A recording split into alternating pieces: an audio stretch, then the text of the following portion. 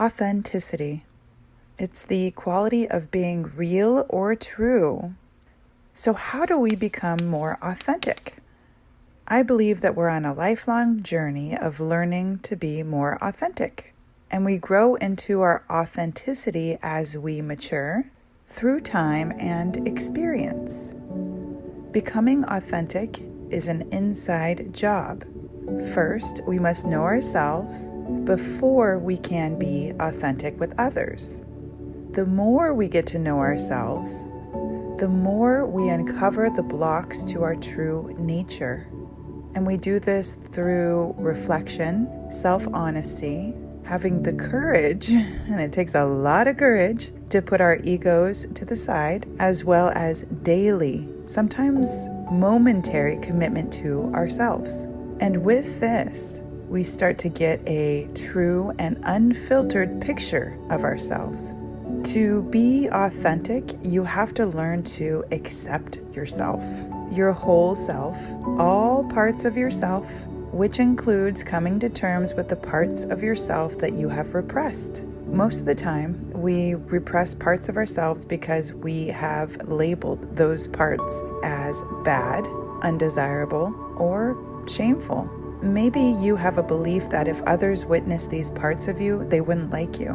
But as you are doing this deep digging to your authenticity, you uncover these parts of yourself and then you work on them. You come to terms with them, you integrate them, and the more true to yourself, the more whole you will become. The more you can compassionately accept your whole self, the less you will care about what others think of you, because you become okay with yourself. And if you were a people pleaser, for example, like me, you'll see that you will just naturally stop this exhausting behavior, because being a people pleaser is not authentic, and it actually comes across as being fake because it stems from a place of insecurity, fear of abandonment, and rejection. So it's really about yourself, which means that it's inauthentic. To speak authentically, we need to recognize where we fall short. We need to be aware of our strengths and weaknesses, and we also need to know our limitations. We need to know who we are, what we want, and what our values are. We also have to be able to say no, and sometimes to say yes, authentically, truthfully.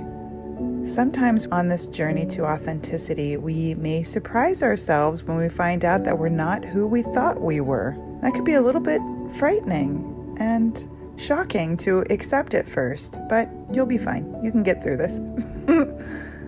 So maybe things will come up, like for example, for me. Maybe I don't want to help the world as much as I used to. And maybe I'm not as nice as I thought I was. Maybe I'm quite moody or have a tendency to be quick to anger. And this is all fine. We just accept it, admit it, and then, poof, we become authentic again. Becoming authentic is a long process of becoming yourself. Be gentle with yourself as you uncover old wounds or what may seem to be character defects. Remember that every one of us has them. And remember that you're human. And this is the human condition. So please give yourself some grace, because being human is messy and vulnerable and complex. Just do your best. Intention is super important here. When you intend something for yourself, the process begins. So it's quite powerful to intend. So if you've made an intention to become more authentic, I welcome you on this journey with me, and you're going to see so many doors open for you. You're going to find so much liberation when you start loving and accepting yourself. You're going to feel more present in the moment and okay with your life. And there's nothing like that feeling. So I say go for it.